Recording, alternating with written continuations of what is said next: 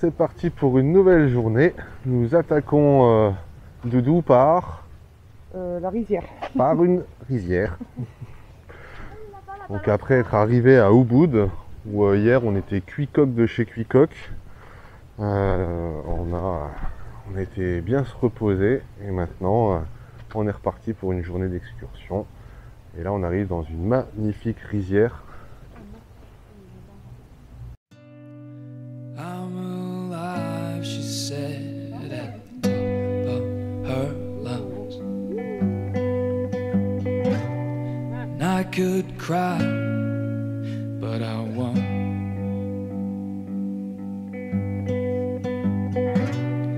Follow me, she said as she started to run. And I watched on. Après cette petite session vidéo, photos, réseaux sociaux, c'était plutôt sympa avec ces balançoires, on arrive depuis le dessus, c'est super joli. C'est le temple de la source d'eau. On va descendre, on va aller voir un peu comment c'est. Mais vu du dessus, c'est plutôt sympa. Les petits bassins, toujours cette architecture de temple. On va gentiment rattraper Doudou, Carla et Aria. Aria qui est notre super guide. Il est au top, super sympa, hyper arrangeant, il nous explique tout, toujours le sourire, toujours content. C'est vraiment agréable d'avoir un guide comme ça à Bali. Donc comme dans beaucoup de temples, à l'entrée il faut couvrir les jambes, donc on va mettre un sarong. Pour moi aussi, c'est le kilt balinais. Le rose fluo qui fait partie de la tenue traditionnelle.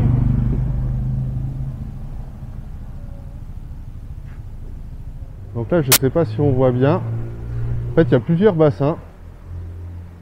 Et celui-là, on n'a pas le droit de rentrer parce que comme il est écrit ici, c'est de l'eau bénite pour les cérémonies.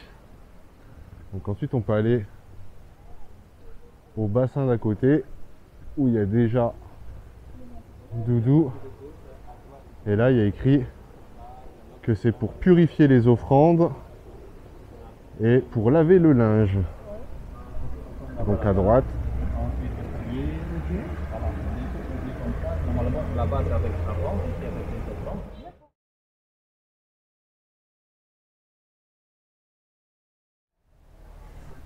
Entrons maintenant dans le temple de l'eau sacrée.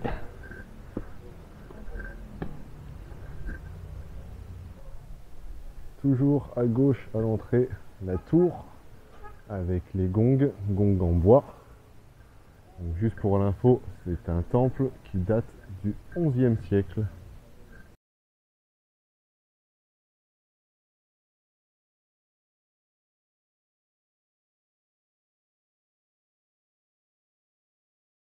Et plus un temple est beau, plus le village est riche. Parce que c'est les cotisations et les donations, qui font que le temple est entretenu, qu'il est restauré, qu'il est mis en beauté.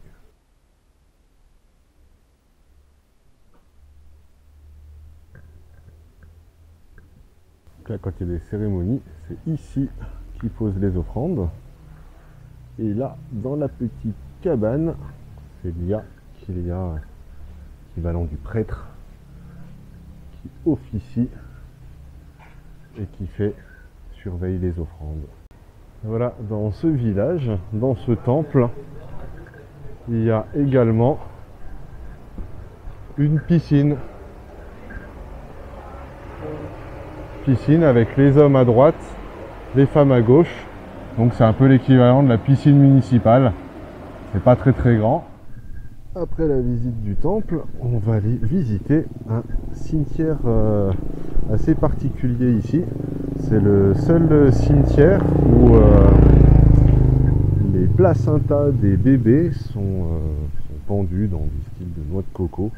Je pense que là on verra mieux la noix de coco avec le placenta accroché. Donc ça peut rester accroché pendant une année à peu près, le temps que le fil de coco ou de bambou suivant à quoi il est accroché cède Et après, bah, ça tombe par terre et puis c'est terminé. Je sais pas si on entend, on va attendre que la mobilette elle passe. Et il y a 3 fois par jour l'appel à la prière, 6h, midi et 18h. Ce que je pense qu'on doit entendre quand même.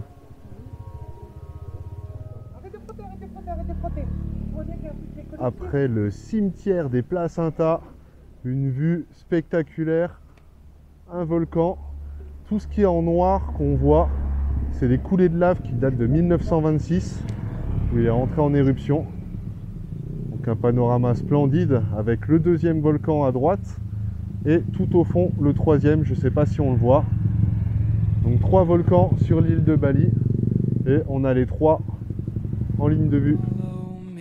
She said as she started to run. And I watched on as the rain came down.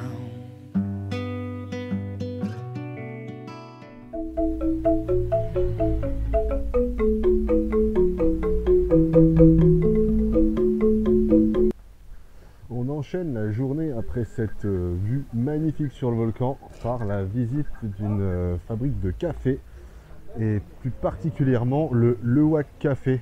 Donc Lewak Café, pour ceux qui ne connaissent pas, c'est un des cafés les plus chers du monde. C'est ce fameux café où les graines sont digérées par les mangoustes avant d'être réutilisées, entre guillemets, récupérées dans leur sel. Et puis les graines de café sont ensuite torréfiées et tout, et ça fait un café qui est super bon et super cher. Donc on va aller voir ça de plus près. Mais avant la dégustation, petite visite dans les jardins où on va voir les différents types de café, diverses plantations.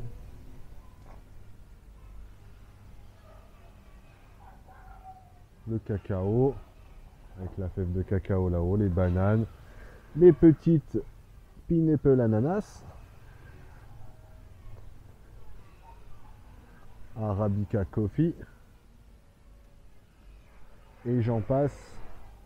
Donc là on peut voir une feuille de café d'arbre, café Arabica, regardez la taille par rapport à ma main, et là un peu plus loin on a un arbre à café type Robusta. Et là, regardez la taille de la feuille, elle est plus grande que ma main. C'est une des façons de différencier les arbres. Et voilà, en train de se reposer parce que c'est un animal nocturne, le principal acteur du café Luwak. Luwak qui veut dire mangouste.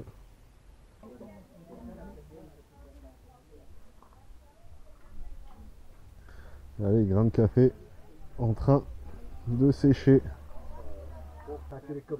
Donc là, le café quand il est récolté. Et là, une fois qu'on lui a enlevé son écorce et la coque.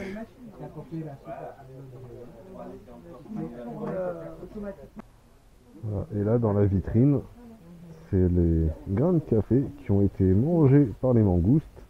Et là, c'est du caca de mangouste. Donc on voit bien les grappes de café. Et ensuite, c'est nettoyé à l'eau chaude. Et après, on enlève l'écorce et on a le café. Une fois qu'on a récolté le grain de café, on va le torréfier pendant 45 minutes environ. Voilà, une fois qu'il est torréfié, il a bien la couleur que on connaît du café noir, marron. Donc si on veut le café en poudre, on va le passer au pilon. Une fois qu'il a été pilonné, hop, on le passe au tamis et on a bien notre café moulu. Je ne sais pas si on voit bien ce qui est écrit là-bas, c'est un jeu de mots. Il y a écrit Bali Cappuccino, mais Bali 4 pou pour cacacha. Donc le Bali, le café cacacha. Cacacha pour les mangoustes qui ressemblent quand même à des chats, mi-chat, mi-furet. Donc c'est le Bali Cappuccino.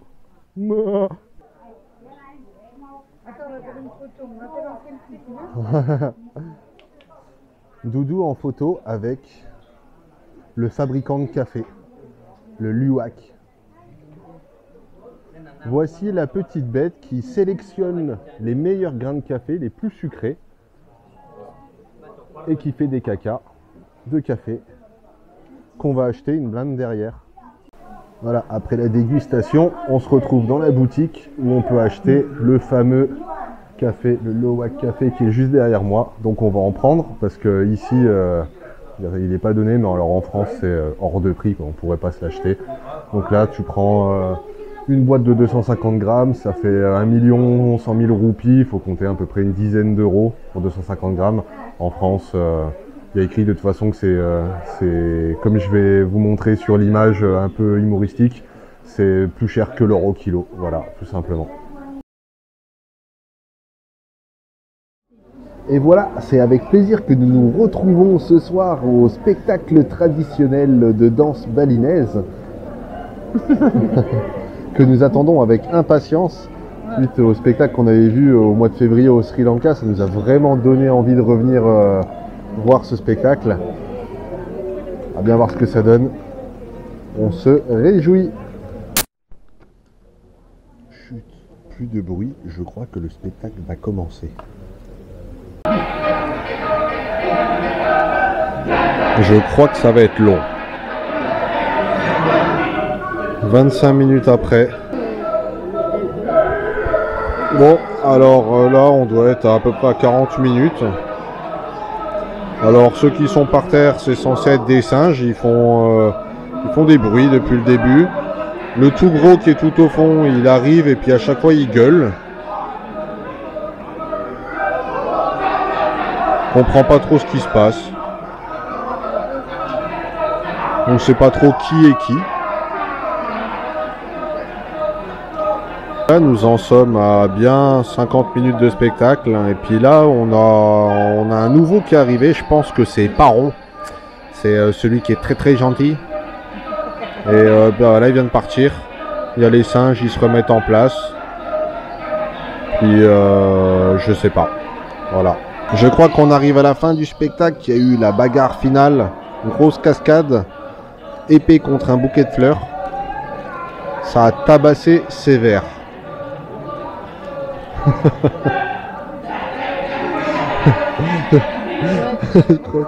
Donc on a perdu Doudou. C'est... Ah, il y a Cupidon. Ah non, c'est pas Cupidon. Ah, il revient avec son sabre. Combat de fleurs.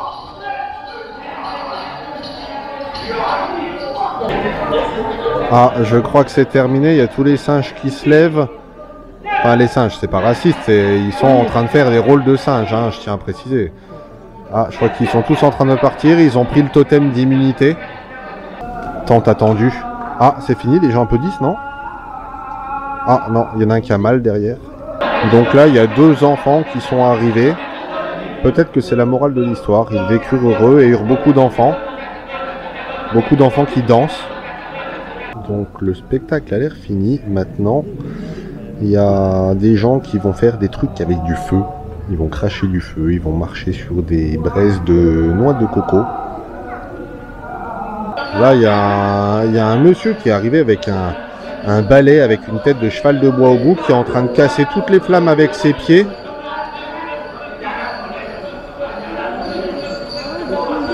Il est en train de foutre le bordel au milieu de la scène. Voilà, il s'est brûlé les pieds et puis voilà. Ah, ça y est, il est chaud, il se refait un aller-retour là. Il a pris son balai magique. Et il va aller encore mettre du feu partout. Voilà, ça y est, il repart sur les flammes avec son... Oh, puis il s'assoit dessus maintenant. Ouh, ça doit faire mal au cul, ça. Ah, je crois qu'il a mal au cul. Ah, les gens applaudissent. Bravo. Ah, je crois que c'est fini, là, il y a tout le monde qui applaudit. Celui qui s'est brûlé de tous les côtés, ils l'ont attrapé, parce que je crois qu'il était en transe, en fait. Hein. Je pense vraiment qu'il était en transe, le gars. Allez, après le spectacle de danse balinaise, on a rendez-vous chez Bébek du Bud, où la spécialité, je sais pas si on voit bien, Ici, c'est canard et poulet. Donc pour les filles, ça sera poulet rôti et pour moi, ça sera un canard rôti parce qu'il faut bien goûter les spécialités d'ici. Ah, ils sont déjà rentrés. Donc on va rentrer chez Bébek du Bud. Beaucoup fait rire Carla. Hein. On va le redire pour la vidéo quand elle la verra. On va chez Bébek du Bud.